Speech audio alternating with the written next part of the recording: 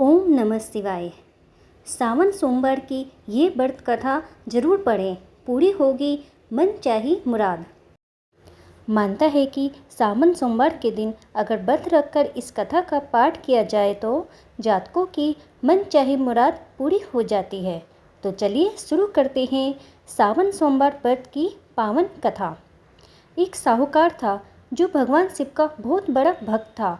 उसके पास धन्य धान्य की किसी भी चीज़ की कमी नहीं थी, लेकिन उसकी कोई संतान नहीं थी और वह इसी कामना को लेकर रोज शिवजी के मंदिर जाकर दीपक जलाता था। उसके इस भक्ति भाव को देखकर एक दिन माता पार्वती ने शिवजी से कहा कि प्रभु, यह साहूकार आपका निम्न भक्त है, इसको किसी बात का कष्ट है तो आपको उसे अवश्य दूर करना चाहिए। शिवजी बोले कि हे पार्वती, इस साहूकार के पास पुत्र नहीं है, ये इसी से दुखी रहता है। माता पार्वती कहती है कि हे ईश्वर, कृपया करके इसे पुत्र का वरदान दे दीजिए। तब भोलेनाथ ने कहा कि हे पार्वती, साहूकार के भाग्य में पुत्र का योग नहीं है। ऐसे में अगर इसे पुत्र प्राप्ति का वरदान मिल भी गया तो वह केवल 12 वर्ष की आयु तक ही जीवित रहेगा। यह सुनने के बाद भी माता पार्वती ने कहा कि हे प्रभु, आपको इस साहूकार को पुत्र का वर दे देना ही होगा, अन्यथा भक्त क्यों आपकी सेवा पूजा करेंगे। माता के बार बार कहने से भोलेनाथ ने साहूकार को पुत्र का वरदान दिया, लेकिन यह भी कहा कि वह केवल 12 वर्ष तक ही जीवित रहेगा। साहूकार ये सारी बातें सुन रहा था, इसलिए उसे ना तो खुशी हुई ना ही दुख हुआ। वह पहले की ही तरह भोलेनाथ की पूजा अर्चना करता रहा। उधर सेठानी गर्भवती हुई और 9वें महीने में उसे सुंदर से बालक को प्राप्ति हुई।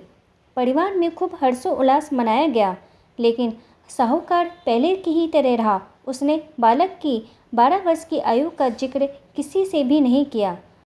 जब बालक 11 वर्ष की आयु का हो गया तो एक दिन साहूकार की सेठानी ने बालक के विवाह के लिए कहा, तो साहूकार ने कहा कि वह अभी बालक को पढ़ने के लिए काशी जी भेजेगा। इसके बाद उसने बालक के मामा जी को बुलाया और कहा कि इसे काशी पढ़ने के लिए ले जाओ और रास्ते में जिस भी स्थान पर रुकना वहाँ यज्ञ करते और ब्राह्मणों को भोजन कराते हुए आगे बढ़ना। वह भी इसी तरह से करते हुए जा रहे थे कि रास्ते में एक राजकुमारी का विवाह था, जिससे उसका विवाह होना था। वह एक आँख से काना था। तो उसके पिता ने जब अति सुंदर साहूकार के बेटे को देखा तो उनके मन में आया कि क्यों न इसे ही घोड़ी पर बिठाकर शादी के सारे कार्य संपन्न करा लिए जाएं। तो उन्होंने मामा से बात की और कहा कि इसके बदले में वह अथाह धन देंगे, तो वह राजी हो गए। इसके बाद साहूकार का बेटा विवाह की वेदी पर बैठा और जब विवाह कार्य संपन्न हो गए तो जाने से पहले उसने राजकुमारी के चुंदरी के पल्ले पे लिखा था कि तेरा विवाह तो मेरे साथ हुआ है, लेकिन जिस राजकुमार के साथ भेजेंगे वो तो एक आँख का काना है। इसके बाद वह अपने मामा के साथ काशी के लिए चला गया। उधर जब राजकुमारी ने अपनी चुनरी पे ये लिखा हुआ पाया तो उसने राजकुमार के साथ जाने से मना कर दिया। तो राजा ने भी अपनी पुत्री को बारात के साथ विदा नहीं किया। बारात वापस लौट गई। उधर मामा और भांजे काशी पहुंच गए थे। एक दिन जब मामा ने यज्ञ रचा रखा था और भांजा बहुत देर तक बाहर नहीं आया तो मामा ने अंदर जाकर देखा तो भांजे के प्राण निकल चुके थे।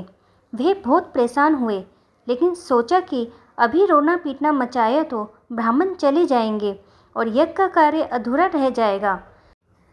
जब यज्ञ संपन्न हुआ तो मामा ने रोना पीटना शुरू किया। उसी समय शिव पार्वती उधर से जा रहे थे तो माता पार्वती ने शिवजी से पूछा कि हे प्रभु, ये कौन रो रहा है। तभी उन्हें पता चला कि ये तो भोलेनाथ के आशीर्वाद से जन्मा साहूकार का पुत्र है। तब माता पार्वती कहती है कि हे स्वामी, इसे जीवित कर दे, अन्यथा रोते रोते इसके माता पिता के प्राण निकल जाएंगे। तब भोलेनाथ ने कहा कि हे पार्वती, इसकी आयु इतनी ही थी, सो वह भोग चुका है। लेकिन माँ के बार बार आग्रह करने पर भोलेनाथ ने उसे जीवित कर दिया।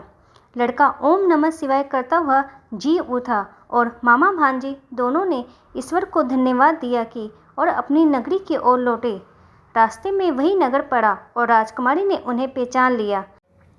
तब राजा ने राजकुमारी को साहूकार के बेटे के साथ बहुत सारे धन धान्य के साथ विदा किया। उधर साहूकार और उसकी पत्नी छत पर बैठे थे। उन्होंने ये पन कर रखा था कि यदि उनका पुत्र सकुशल ना लौटा तो वे छत से कूदकर अपने प्राण त्याग देंगे।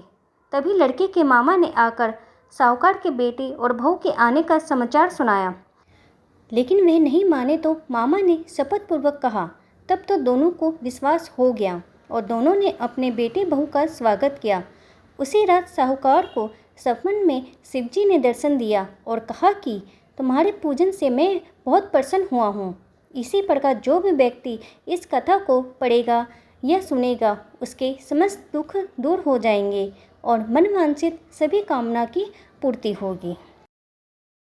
ओम नमः शिवाय।